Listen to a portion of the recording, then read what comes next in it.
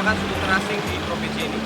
Selamat datang di Riau dan inilah perjalanan kami.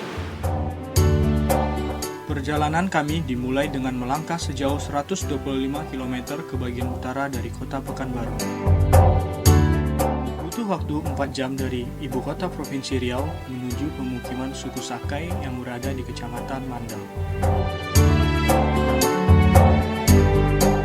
Memasuki permukiman suku Sakai yang masih menjunjung hukum adat, ada beberapa adab yang harus kami lakukan jika hendak bertamu.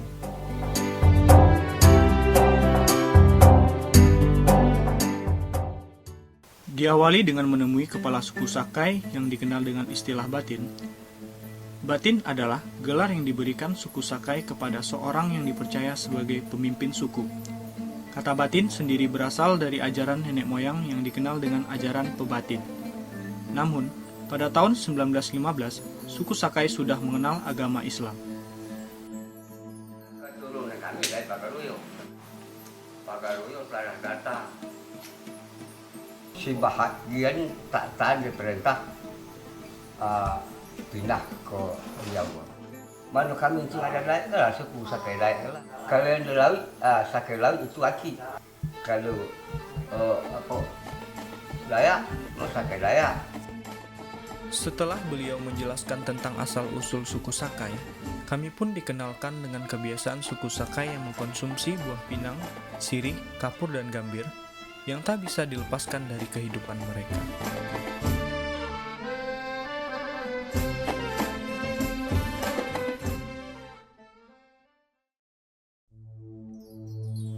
Perjalanan kami lanjutkan menuju rumah adat suku Sakai yang baru direnovasi.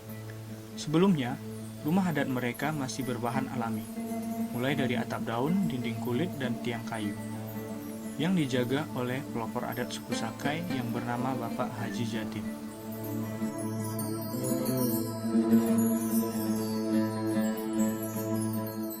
Ini namanya rumah ini Balai Bubung Lontik Kolang Menai. Jadi sini kita bermusyawarah di sini. Yang sana itu namanya itu apa Bansal. Bansal itu tompek masyarakat. Kalau mau ada acara tuh masyarakat gitu di situ istilahnya tompek gondang. Yang ini prototip rumah itu asli. Kalau dulu di sini ini 8 biji masing-masing batin yang kemari kalau dia ada acara itu dia di rumah itu masing-masing. Oh. Kita kembali ke rumah adat itu apa artinya Pak gitu ya. Iya. Rumah adat ini itu kan di tengah itu ada induknya itu yang besar kan. Itu namanya bernamu pula itu. Namanya itu gajah menokun namanya itu.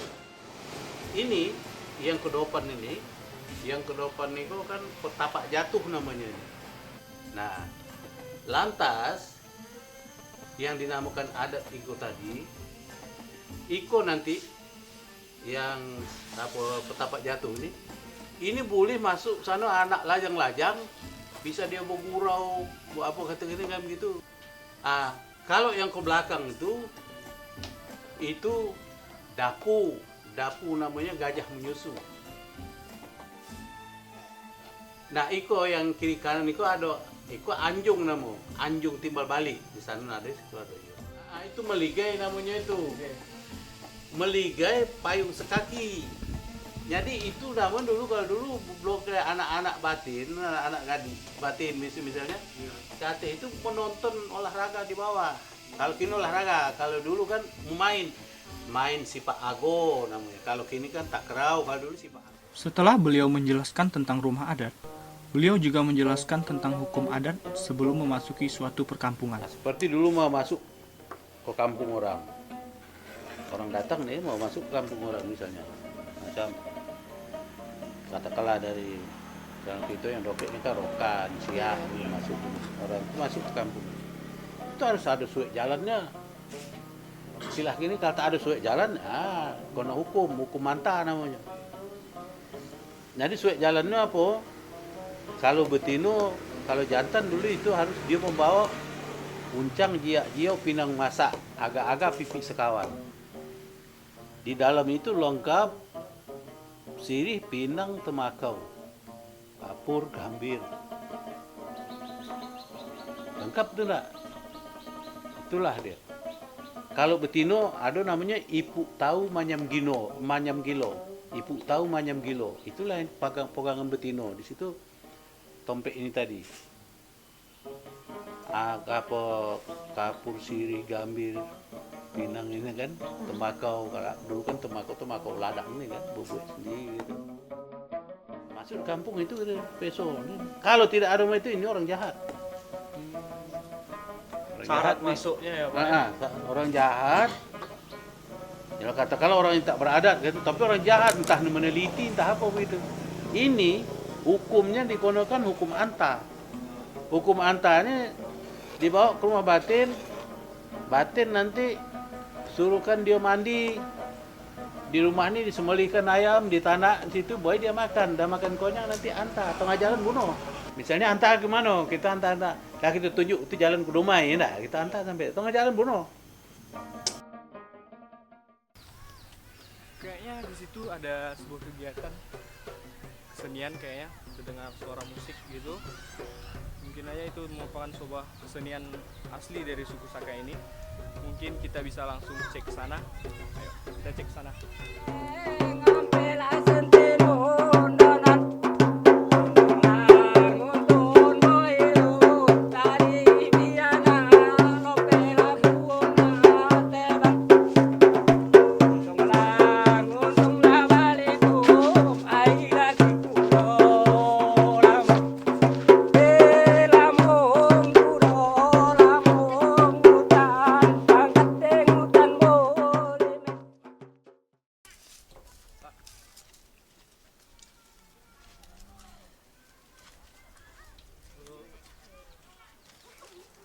Pak, saya datang sini boleh menyaksikan kegiatan kesenian ini, Pak?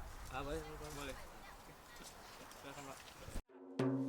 Tak ada yang lain, kami ciptakanlah berdasar lancang ini berdasar kulit kayu. Kulit kayunya kulit kudu. Maka kami buatlah lancang koci. Sambil kami mencari ikan. Maka kami menyanyilah lancang koci.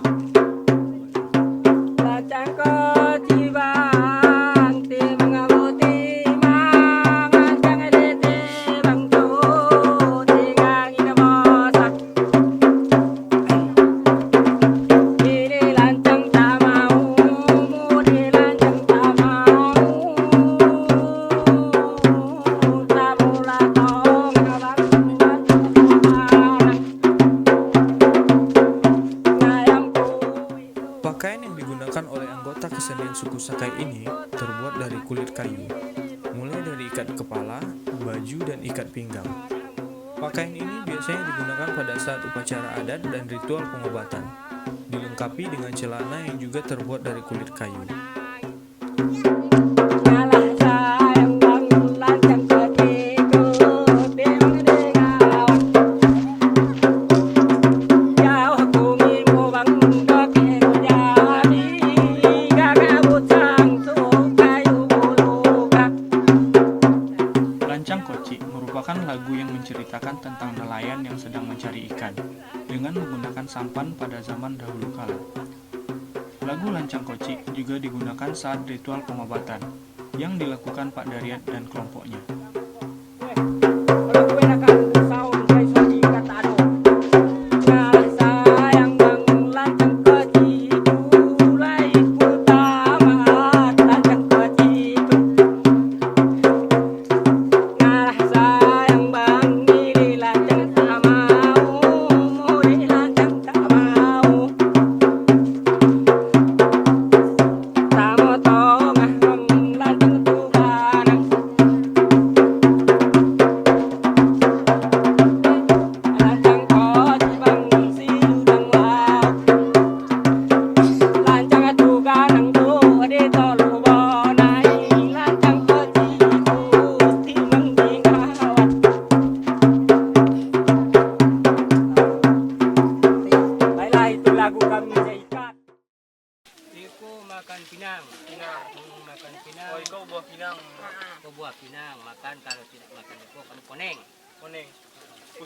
Oseng.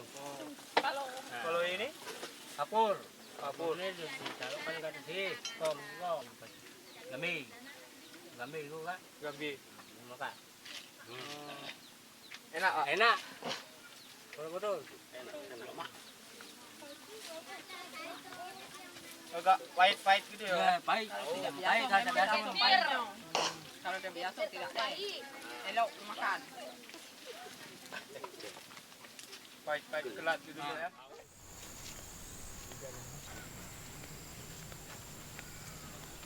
Kegiatan seni tadi itu untuk apa, Pak? Itulah kegiatan Badeo untuk malam nanti, untuk malam beko lah Badeo. Nah, itu zaman potangnya tidak ada uang tuh, kami mempunyai rumah sakit. Jadi berdasar dari situlah untuk pengobatan anak kami yang mana yang sakit. Pak, apakah saya boleh mengikuti kegiatan nanti malam? Oh itu, Pak? tidak boleh, tak boleh, tak boleh. Itu selainkan mana yang tercantum sebanyak yang 7 orang itulah yang bisa ikut. Mau ikut tak bisa. Kalau menengok hanya isu pagi bisa. Kenapa tak boleh, Pak? Karena itu kan cara pengobatan. Hmm. Tak bisa mengikut itu. Selain anggota yang tercantum sebanyak yang 7 orang itu yang bisa menengok. Kalau ikut mengganggu atau gimana? Iya mengganggu lah, tipe mengganggu. Nah, ayolah rumah bapak, Ya. tengok keadaan bapak macam mana.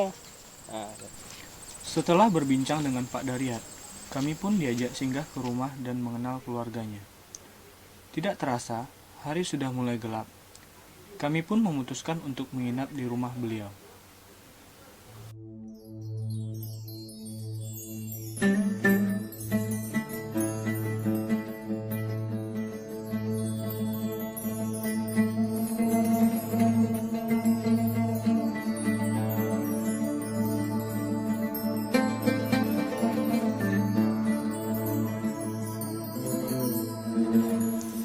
Pagi menjelang, karena penasaran dengan situasi ritual pengobatan yang sudah berlangsung tadi malam, kami pun ke rumah pengobatan untuk menemui Bapak Daryat.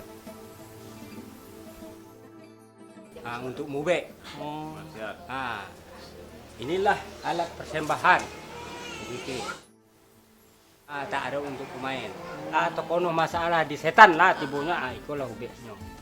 Kalau ubek itu banyak, hampir mencapai kuasa 5 boleh uang baru terjadi ubek. Apalagi segini kok kan mencari alat semula jauh, mencari jalur itu pucuk kalau tak ada lah jauh. Tidak boleh pakai lampu, zaman potong tidak ada pakai lampu. Itulah dipasang di nenek moyang kami. Pelito tidak ada, minyak tanah tidak ada. Itu bunga. Bunga 9 masuk. Itulah pesombah kami untuk supaya bisa sehat anak kami. Cacik tidak, menasu tidak. Itulah pengubek, itulah pengantin badan dubalang kami atau dayang kami. Sembahlah bunga apa tadi. Bunga setan itu tak nampak awak. Cuma awak itu hanya tradisi. Sama kita dengan kita semayang. Oh iya. Semayang kita tak nampak Tuhan dong kan? Iya. Cuma kita bersombah kepada Tuhan. Begitulah. Ini penyakitku banyak macam, ada yang konoh di Tuhan, ada yang konoh di setan. Itulah alatnya untuk persembahannya tadi. Umpama tergantung kata setan tuh gue kan aku lancang, ikut lancang kan tuh gue kan lah. Kalau potangnya senapangnya ikut tak ada pakai ada bukan kok. Tengok. Nah. Itulah cara memang.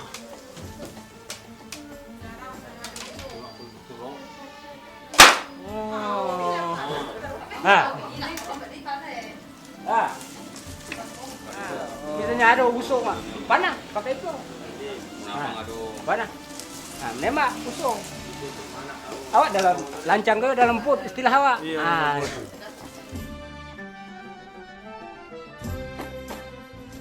Itu main lagi. Dah siap persembahan tadi, main lagi.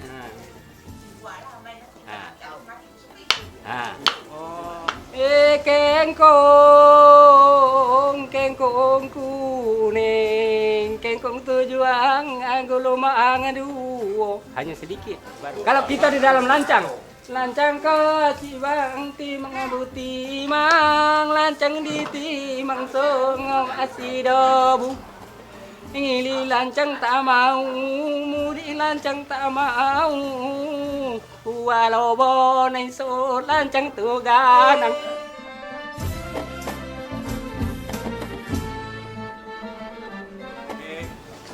Itulah semua dari kegiatan kami dengan Bapak Daryat tentang kegiatan pengobatan ya Pak? Pengobatan tradisional suku Sakai ya Pak ya?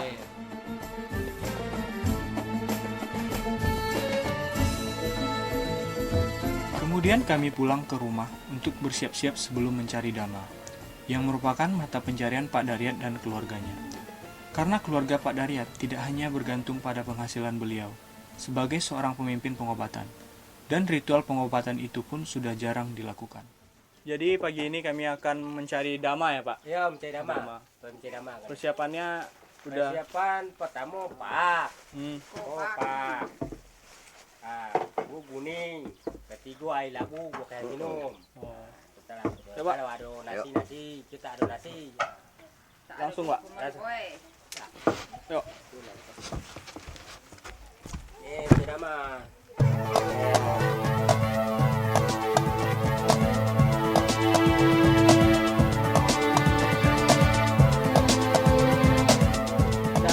Biasanya di pohon kayu, pohon-pohon meranti, pohon-pohon kompe, pohon kelako, onge.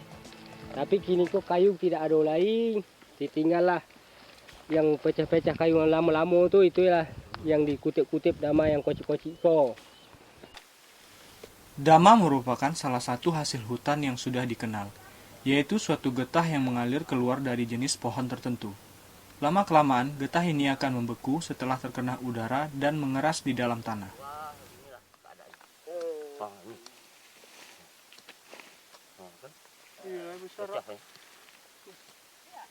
Ada Om Ada. Marilah. Hei, kamu punya nih? Jangan nih. Jangan deh Bagilah Wak. Anak minum susu nih. Walaupun dalam keadaan ekonomi yang sangat sederhana, Pak Daryat dan keluarganya tidak pernah menyerah akan kehidupan. Bahkan mereka bisa bercanda gurau saat mencari sesuap nasi yang tidak sebanding dengan harga dama yang kami cari. Itu.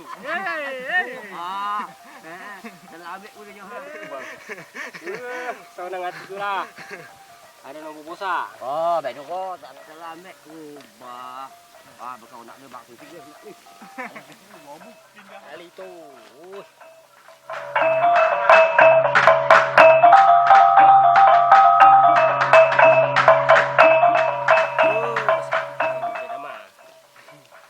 Cari makan ya Pak. Cari makan saya ikut lah kojo.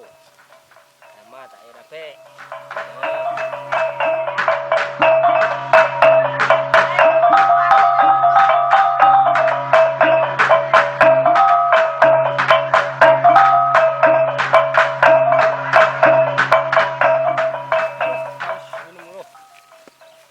Oh itu minumnya Pak ya? Ya minum dulu.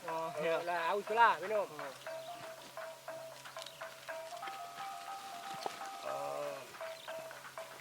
Itulah bokeh hari kami sejauh buat sakai kau. Tu baru ha. Ini Tu Besar baru. Pak ya? Besar. Lamong lah si kudo, lamong dapet lah kami. Itulah ada malah si kudo, lamong bokeh amatnya kali. Numpak lah. Jangan kali ni. Numpak kau cik mana? Bokeh nama amu tu. Dua ini. Udah, sudah. Ip. Aduh le, habis lah. Boleh. Bila kulo. Tak boleh. Kayaknya tidak mau banyak selunguk dah. Kamu tinggal dalam soling, kamu mencari kulo. Kamu mencari kulo soling. Balik sebuku sepengali. Kamu jadi Ini kulo. untuk apa Pak? Kalau istilahnya kami dijual ke duri itu entah untuk apalah sama uang tuh kan. Cuma yang tuh kalau pasaran itu untuk galo-galo bot, galo-galo kapal, itulah gitu kan. Kali. Biasanya kalau tak ada sini perjalanan paling jauhnya berapa kilo Pak? Kadang ada 9 kilo, 9 kilo, ada 12. 12. boleh. Boleh ya. Boleh lu. Udah kan? Baliknya itu Baliknya petang, sore. Kalikan lah. Pulang sore. Kali lah. Sekian jauh. Sang surya tepat berada di atas kepala. Kami pun memutuskan kembali ke rumah dan beristirahat.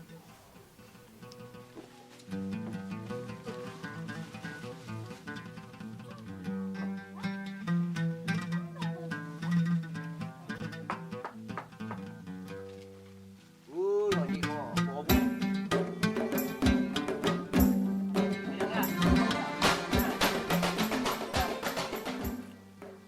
Aku ganjil kau ni ko.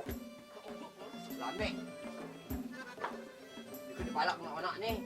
Enak ya? Demikianlah hasil pencarian dama kami hari ini. Kami rasa sudah cukup, ya kan Pak?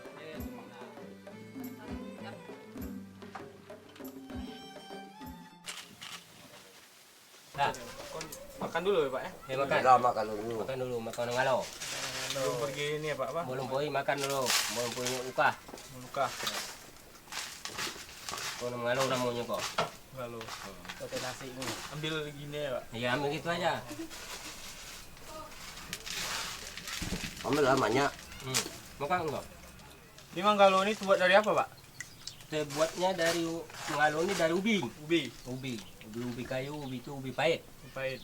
Nah, diambil dulu, direndam dulu ke air 1 malam. Baru dicari unak utan, tahu unak utan, duri rotan. Nah, baru diparut, parut sampai halus, udah habis. Nah, baru dientam, di apa dalam goni, diimpit, buang air pahitnya tuh. Setelah itu baru dikasih apa? Kenapa tadi itu? Dikasih lagi berupa tanguk dari rotan, biasanya kayak gini. Nah, kayak gini, mana yang apa keluar kan? Makanan itu ya Pak ya? Sakai? Iya, makan sakai. Sakai Jadi asli. setelah itu baru digoreng Goreng. dalam kuali. Ya, makan Rasanya secara agak sakai. keras kayak beras yang udah ini apa namanya udah kering. Nah, Iya. Tapi enak, enak. ada rasa-rasa ubi kayak jagung ada juga rasanya Pak ya. Buat Perut pun terisi dengan manggalo, makanan pengganti nasi yang menjadi makanan khas suku Sakai Riau. Kegiatan berikutnya, saya dan Pak Daryat pergi mencari ikan yang berada di Sungai Rangau. Hari ini kami akan melukah ya Pak ya? Ya, apa yang luka? Jauh Pak ya? Jauh. Jauh. Langsung nggak berakhir Pak ya? Ah, berangkat.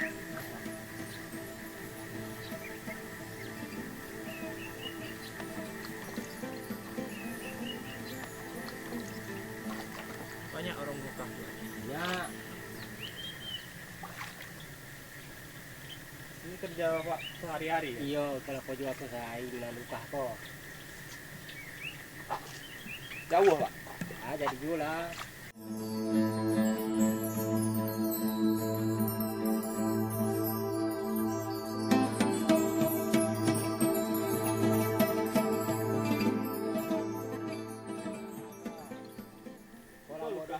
Kola model luka.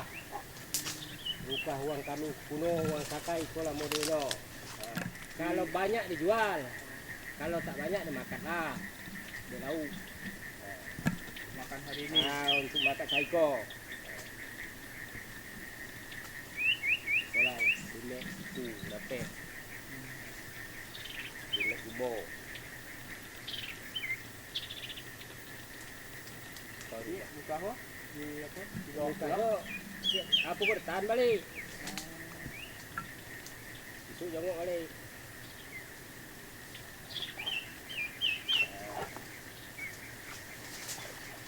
Biasanya banyak. Kalau biasanya banyak, kadang ada dapat 2 kilo, 3 kilo saya jongok. Saya ikut tak ada dapat 1 kilo.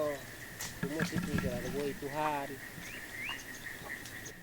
Lagi itu harus buah lah itu, tak boleh ya.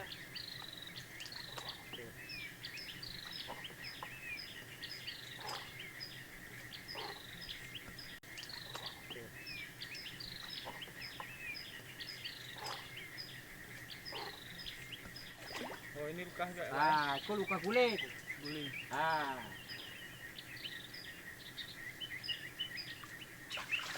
Wah, tak dengar lo.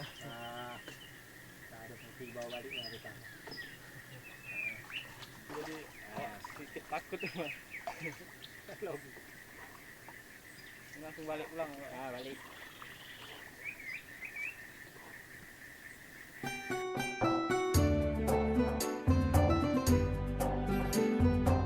Setelah kurang lebih 3 hari bersama suku Sakai Riau, banyak pengetahuan dan pengalaman yang sangat besar maknanya yang patut kita contoh dari kehidupan mereka. Keterasingan tidak senantiasa berarti bahwa seluruh segi kehidupan mereka ketinggalan atau terbelakang.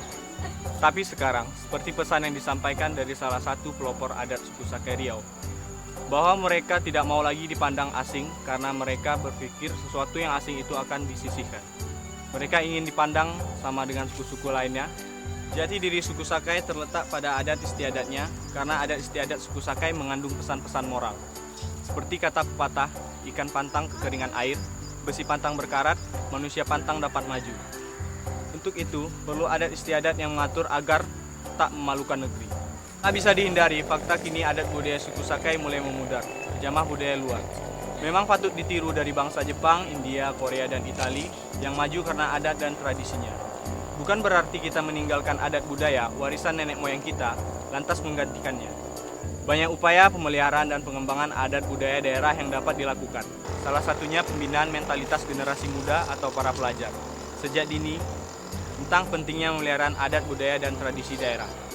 Tidak terasa kita telah sampai pada akhir perjalanan. Semoga kegiatan dalam perjalanan singkat kami ini bermanfaat bagi semua kalangan. Sebagai upaya pengenalan, pemeliharaan, dan pengembangan eksistensi jati diri bangsa Indonesia. Satu pantun dari saya, jika adat ditelan zaman, takkan ada lagi yang jadi teladan. Niscaya banyak insan lupa jalan. Jika ada salah tindakan dan ucapan, mohon maafkan. Semoga kita boleh bersua di lain kesempatan. Dadah!